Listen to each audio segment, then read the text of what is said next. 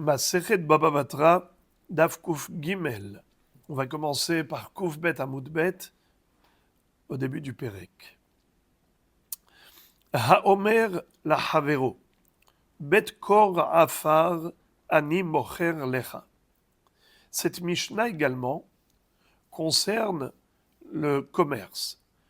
Quel est le din lorsqu'une personne, on va l'appeler Réhouven, a dit à Shimon, qui était intéressé par l'acquisition d'un champ, il lui dit « Je vais te vendre un terrain dont la surface est Bet-Kor, Bet-Kor Afar ».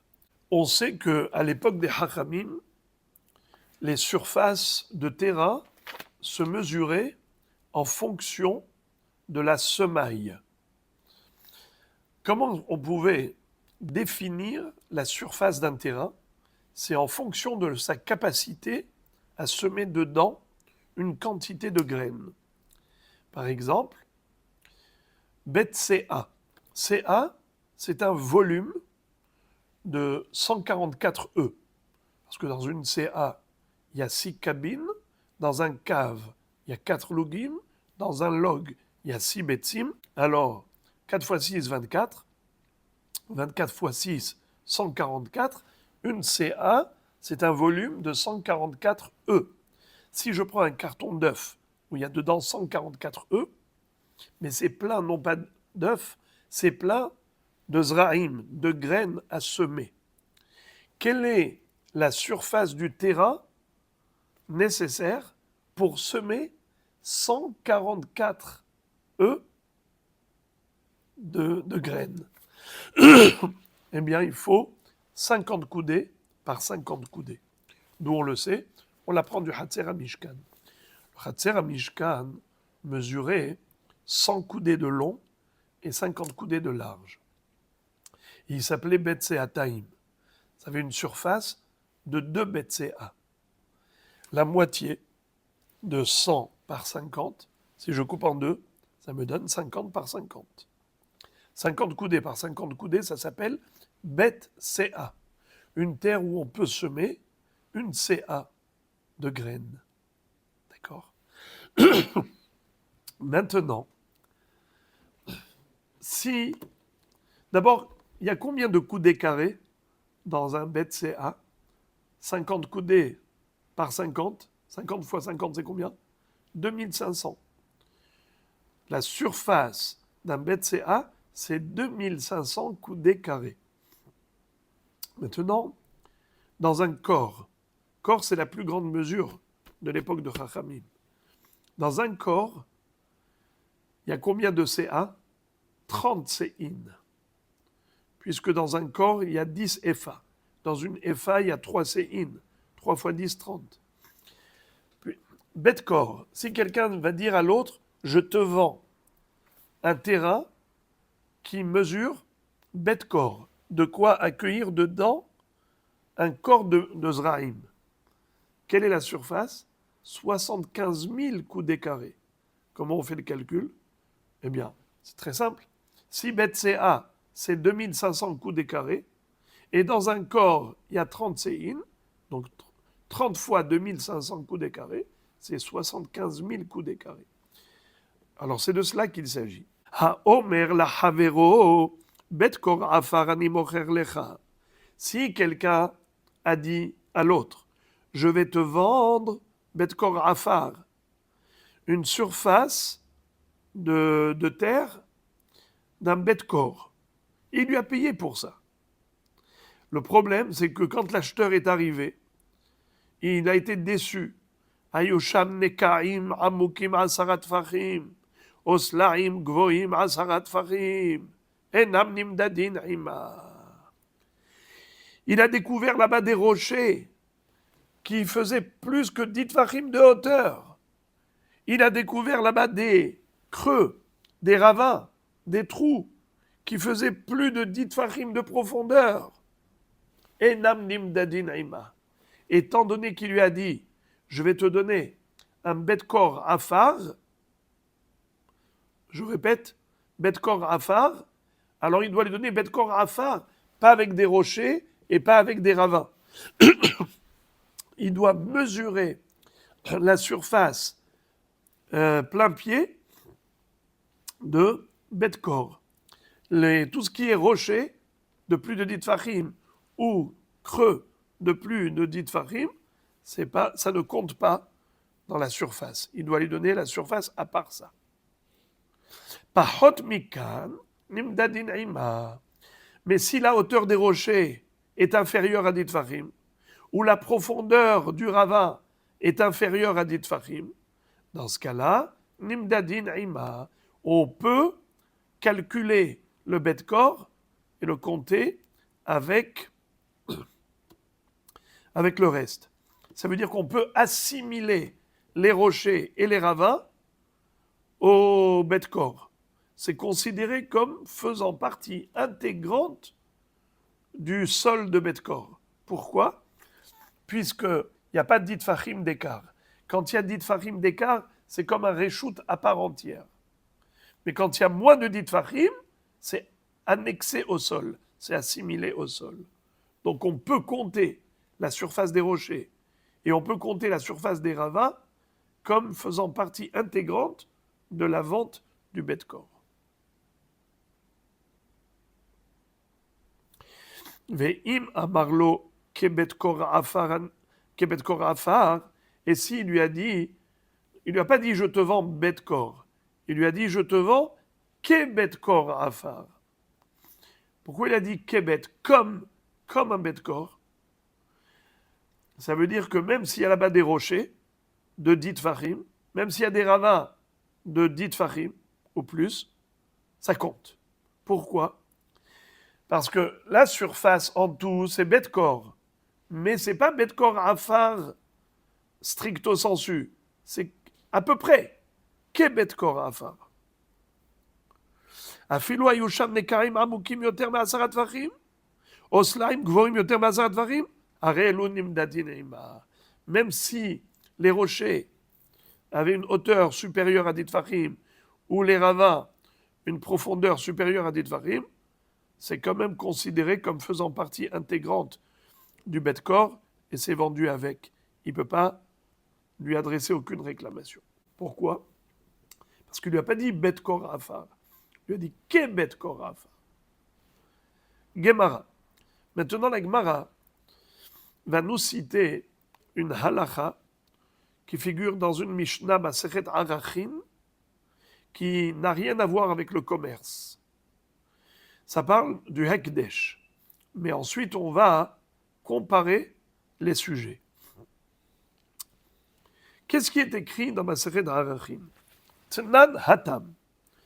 Hamakdish sadeu b'sha'at hayovel noten lo לבית זרע חומר שעורים 50 שקל כסף. היו שם נקעים עמוקים 10 טפחים, או סלעים גבוהים 10 טפחים, אין נמדדין עימה.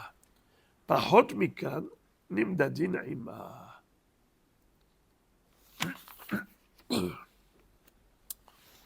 La Mishnah, elle parle de quoi ? Elle parle de Makdish Sadeh. Quel est le digne de quelqu'un qui est Makdish, un Sadeh, au Beth Amikdash?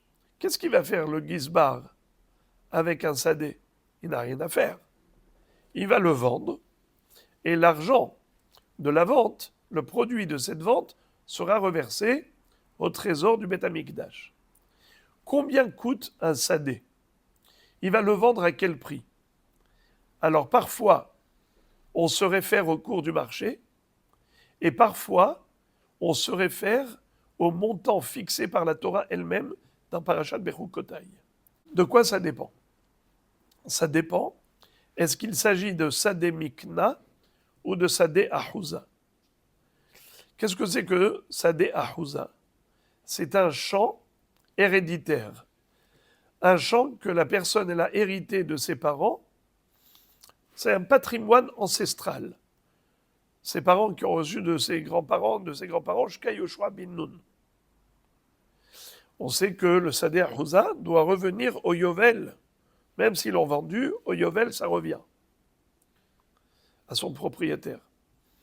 Mais il y a ce qu'on appelle Sadeh Mikna. Sadeh Mikna, c'est-à-dire, c'est pas un champ qu'on a hérité, c'est un champ qu'on a acheté. Quel est le din si un homme est makdish, un Sadeh Mikna? Et quel est le din si un homme est makdish, Sadeh Ahouza?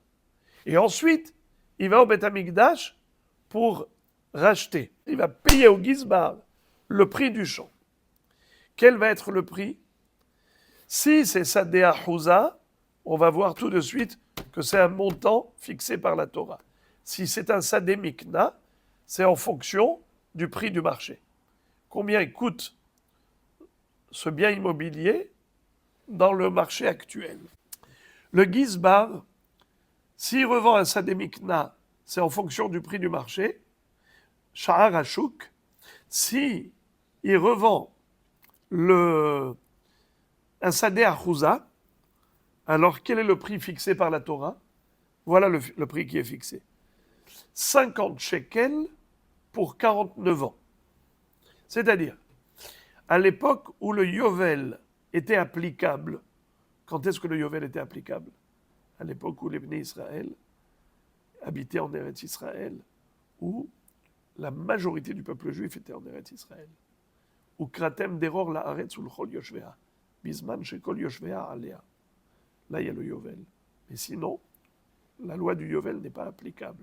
C'est quoi la loi du Yovel? De rendre le terrain à son propriétaire à l'année du Yovel. L'acheteur, il doit rendre au vendeur. Ou bien libérer le Eved Ivri.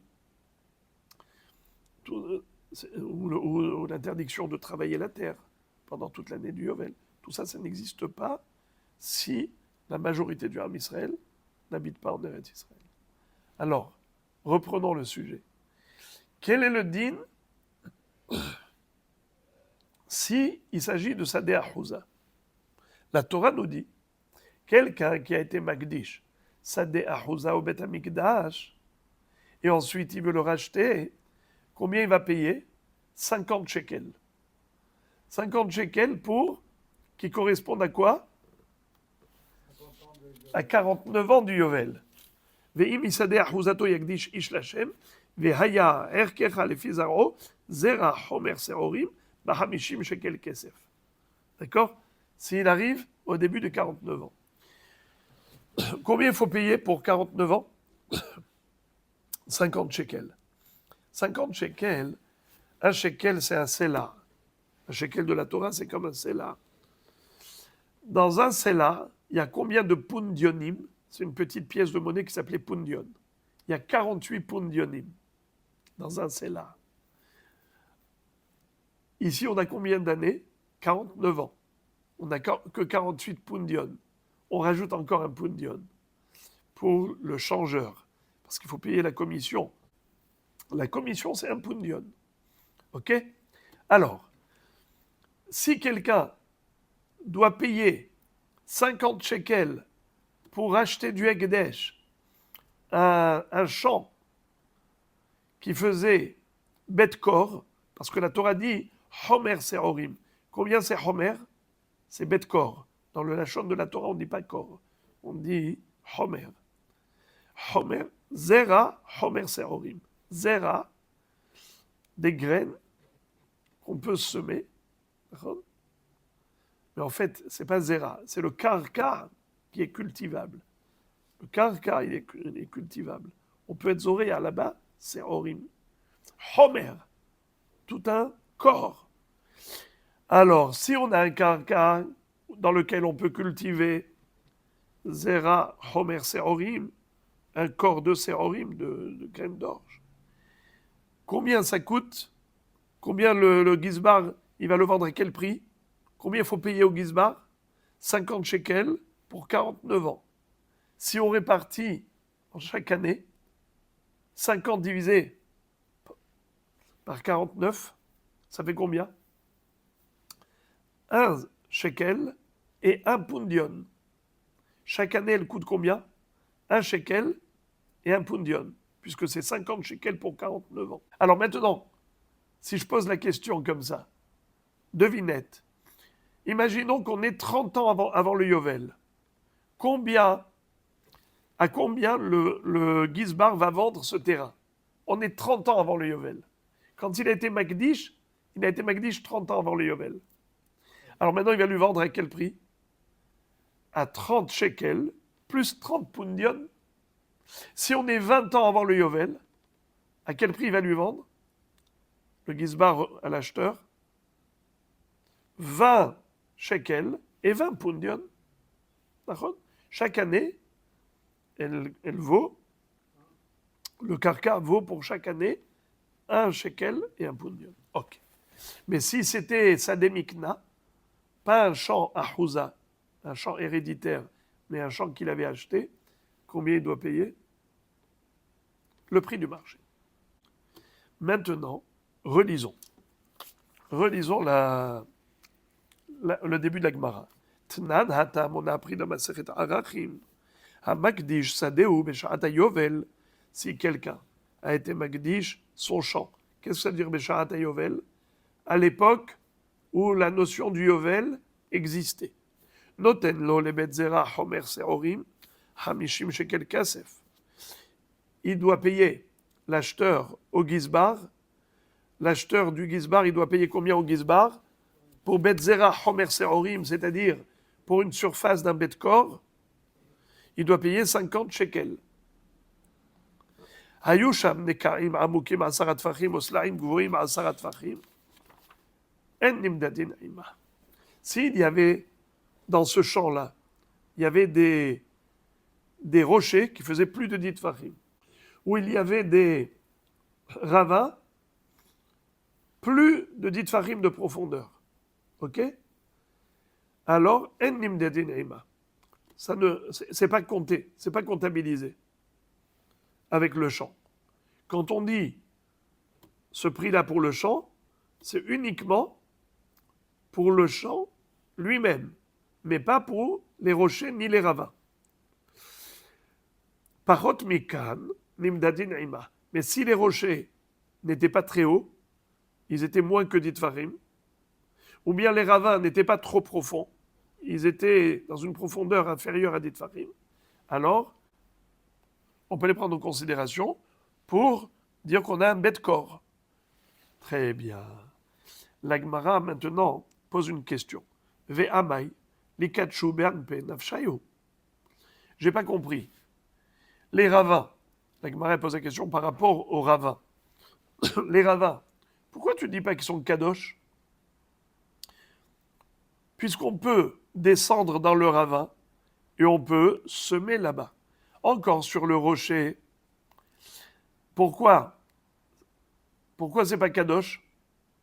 Quand le rocher il a plus de 10 tfachim, pourquoi il n'est pas kadosh? Parce qu'il n'est pas cultivable. Or la Torah, qu'est-ce qu'elle dit? Bet zera seorim. Vechitema kevan delo ave bet kor lo kache. Si tu me dis que, étant donné que les ravins, ils n'ont pas une surface de bête corps, alors ils ne sont pas kadosh, car ne peut être kadosh que Homer Seorim, c'est-à-dire qu'il faut que ce soit un terrain d'une grandeur de bête corps. Si c'est moins que ça, c'est pas kadosh, c'est pas possible. Ve'atania, on a une braïta qui est d'Orechet le pasouk. Ve'im gaolig al et asade, hamakdish oto. Matalmud lomar.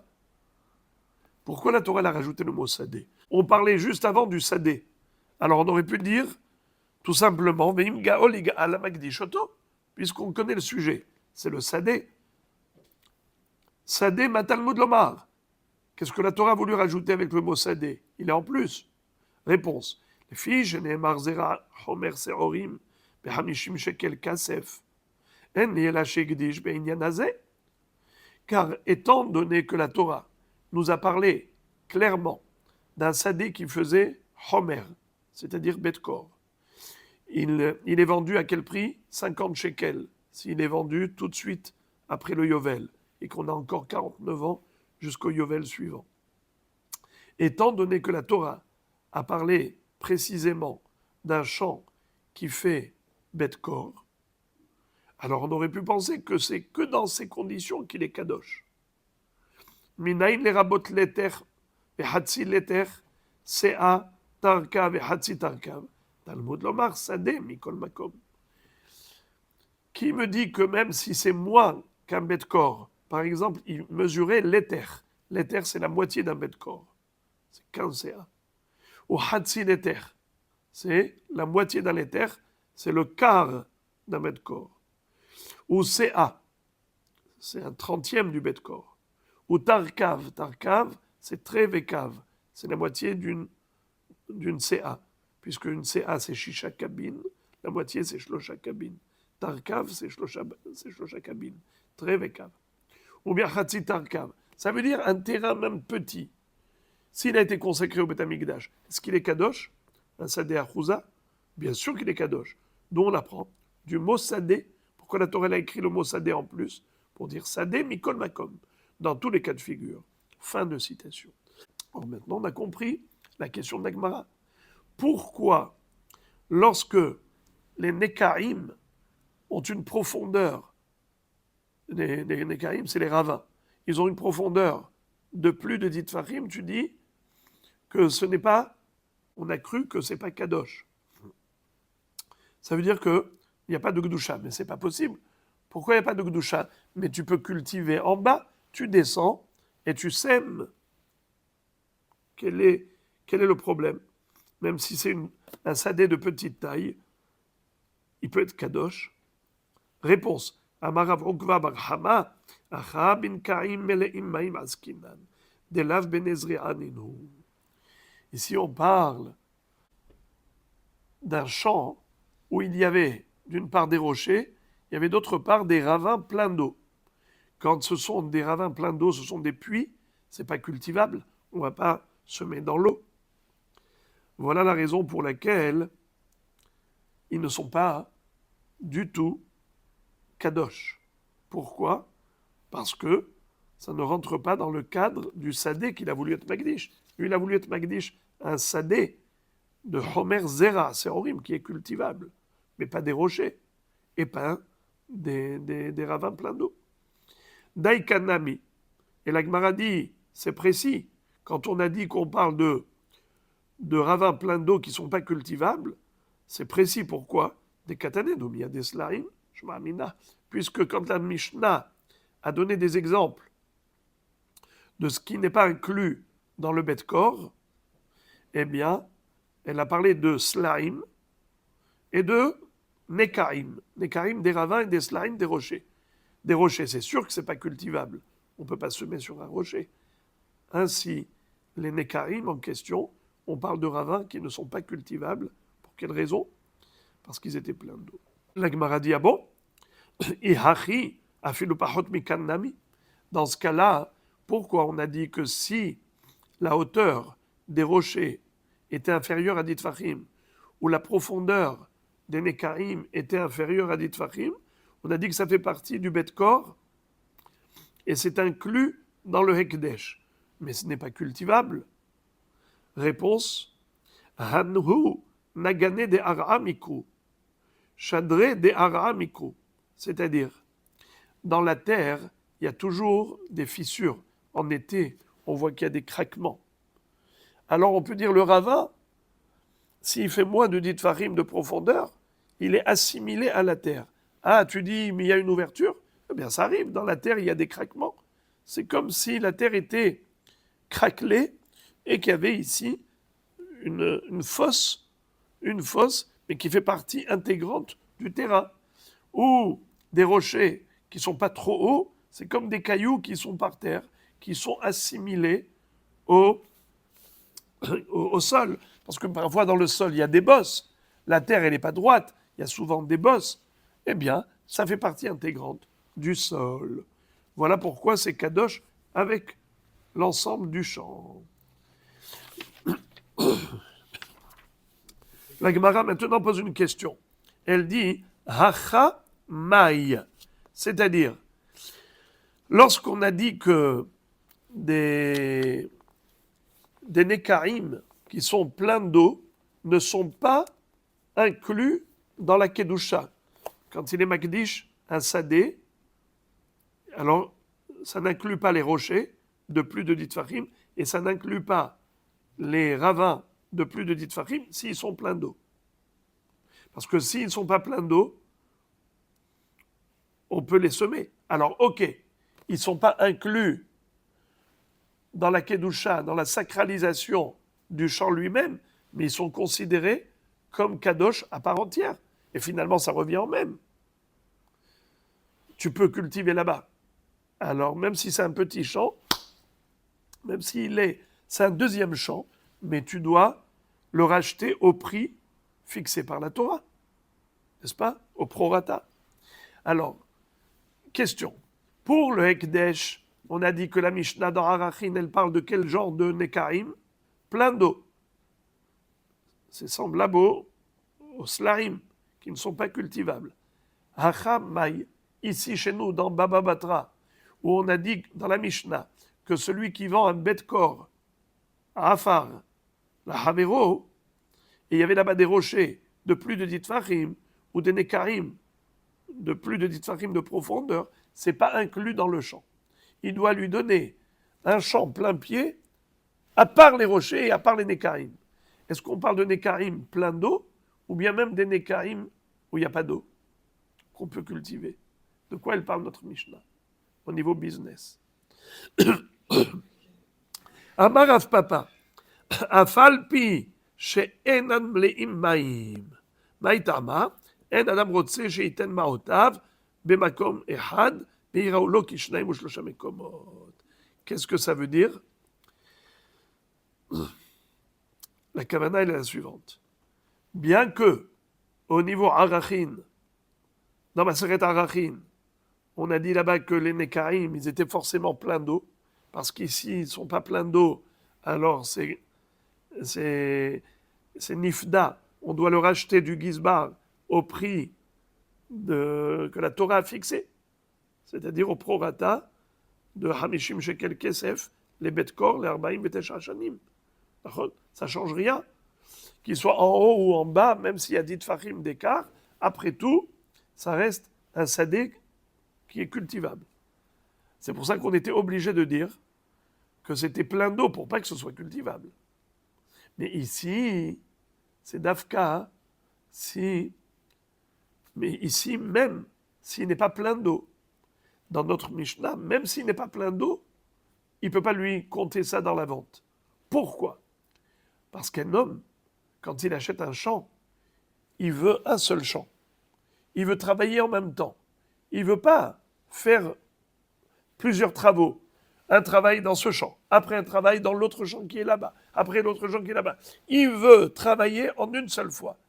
Mais si tu as un ravin qui est profond, il a besoin de descendre en bas pour commencer les travaux à nouveau, ça ne l'intéresse pas. Un homme ne veut pas payer pour acheter Makom Ehad, et après tu lui donnes Shnaim ou Shlosha Mekomot. Ça ne l'intéresse pas. Voilà comment la Gemara a répondu que Behemet, chez nous, ça ne change rien. Qu'il y ait de l'eau, il n'y ait pas d'eau, tu ne peux pas lui refiler des Nekarim comme si c'était un champ. Parce que, comme il y a 10 tfachim d'écart, c'est comme un autre champ à part. Matkif la ravina ve'adumia de slaim katane. Maslaim de lav nezri aninu. Afanenami de lav benezri aninu. J'ai pas compris. Mais dans le machal que la Gemara, que la Mishnah a donné, quand la Mishnah dit ce qui n'est pas compté avec le champ, c'est slaim et nekaim. Tu vois qu'on les a comparés. Donc comme slaim, on ne peut pas cultiver, on ne peut pas semer sur des rochers, ainsi les Nekarim, certainement. On parle de Nekarim qui sont pleins d'eau, qu'on ne peut pas cultiver. Parce que sinon, pourquoi on a juxtaposé Nekarim à Slaim? La Gemara répond non, pas du tout. Les Nekarim, qu'ils soient pleins d'eau ou sans eau, c'est Otodavar. Ce n'est pas inclus dans la vente parce qu'on ne peut pas l'obliger à descendre en bas pour aller cultiver séparément. Non, ce n'est pas inclus. Alors pourquoi est-ce qu'on a donné... Pourquoi on a juxtaposé à Slaim? Pourquoi est-ce qu'on a dit Slaim et Nekaim? Qui katane domia des Slaim à Pahot Mikan. Le Hiddush, il est le suivant. c'est quand il y a moins de 10 tfachim de hauteur au niveau des rochers, moins de 10 tfachim de profondeur au niveau des slimes, c'est là où on nous dit, moins de 10 tfachim de profondeur au niveau des nekaim, c'est là où on vient nous dire que c'est vendu avec. Tu peux comptabiliser. Dans la surface du bet-corps, tu peux comptabiliser ça. Et même s'il y avait de l'eau. C'est ça le chidouche. Pour nous dire que les nekaim, peu importe, avec de l'eau ou sans eau, même s'il y a de l'eau, que ce n'est pas cultivable, que ça ressemble à des slimes qui ne sont pas cultivables, malgré tout, c'est vendu avec. Pourquoi ? Parce que comme on a déjà dit, que la terre elle n'est jamais droite. Il y a toujours des bosses où il y a des crevasses, il y a des creux. Il peut y avoir des creux, il peut y avoir des bosses. C'est la terre. Elle est comme ça, c'est la nature. Donc quand il lui a vendu bet-corps, ça inclut les petites bosses, des rochers de moins de 10 tfachim, et ça inclut des ravins de moins de 10 tfachim. C'est ça, la maskana de la Gemara.